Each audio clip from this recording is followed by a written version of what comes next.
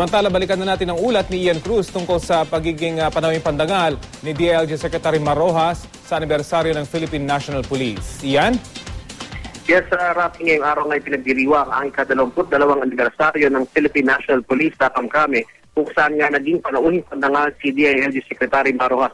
Bukod nga kay Rojas ay dumalo rin ang Vice Chairman ng NAPOLCOM na si Attorney Edes Cueta, gayon din yung ilang dating pinuno ng PNP. Bago nga yung kanyang mismong talumpati ay kinilala ni Rojas ang pulis na nasawi sa ambush sa Negros. Paalala nga niya sa mga pulis, maging maingat daw dahil sa oras na isuot nila ang kanilang uniforme, maaaring sila rin ay maging target. Iwasan din daw ang tukso ng salapi mula sa mga sindikato, drug dealer o wetting lord dahil kung ang masasamang elemento raw ay nasa lansangan, nasa alanganin din daw ang ating mga mahal sa buhay. Marami raw ang hamon sa pulis sa ngayon at isa na nga narito yung paparating na eleksyon sa Mayo. Ang PNP raw ang inaasahan ng mamamayan para matiyak na magiging maayos at payapa ang nasabing eleksyon. Nag-alay din ratin ng Bulaklak si Rojas pati na si PNP Chief Director General Alan Purisima sa bantayog ng mga bayaning tagapamayapa.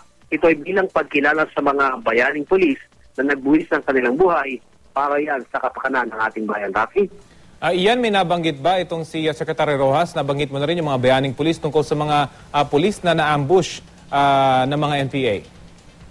Oo, Rafi, yung nabanggit niya rin sa Negros at yung binigit ko kanina, bago nga yung mismo pasimbahan ng kanyang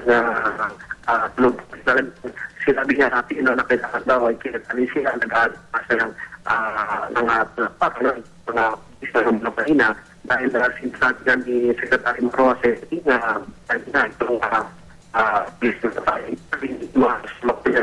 tama talaga doon sa mga sa kanila, doon sa sa bahaging neto sa. Okay, maraming salamat, Ian Cruz.